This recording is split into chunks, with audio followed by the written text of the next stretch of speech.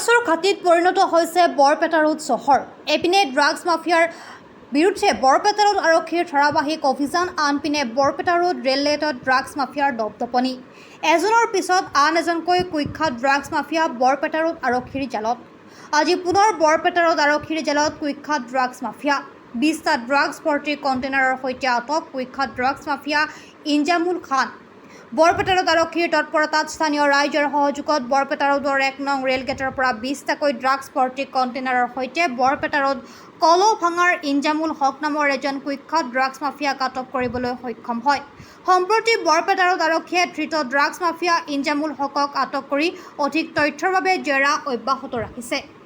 আজি আমাৰ বৰপেটা ৰোডৰ আমি ইয়াৰ আগতেও আমি হিন্দু পৰিষদৰ পৰা ড্ৰাগছৰ অভিযান চলাইছিলোঁ, কিন্তু বহুতোকে আমি ধৰি দিছোঁ। আজি চালোঁ আমাৰ বৰপেটা ৰোড 1 নম্বৰ ৰেল গেটত আজি দুনিয়াৰ ড্ৰাগছৰ বেহা ওলাইছে। আজি পুলিচে ধৰিছে। তাৰ ওচৰত 20টা ড্ৰাগছ ভৰ্তি কণ্টেইনাৰ আৰু খালী কণ্টেইনাৰ 5টা পায়। আৰু সেই আমাৰ জানামতে সেই মানুহজনৰ নাম কলৌভাঙাৰ ইনজামুল হুছেইন। খালি ইয়ে নহয়, আমাৰ বৰপেটা ৰোডৰ যিবিলাক ৰেল ষ্টেচন 2 নম্বৰ বা 1 নম্বৰ ৰেল গেটৰ পাৰত দুনিয়াৰ ড্ৰাগছৰ বেহা চলি আছে। এইবিলাক অতি সোনকালে আমি বৰপেটা জিলা প্ৰশাসনক মই অনুৰোধ জনাওঁ, আমাৰ হিন্দু পৰিষদৰ পৰা আৰু প্লাছ আমি ৰাইজৰ তৰফৰ পৰা আমি অনুৰোধ জনাওঁ, অতি সোনকালে এই ড্ৰাগছৰ বেহাখিনি বন্ধ কৰিব লাগে।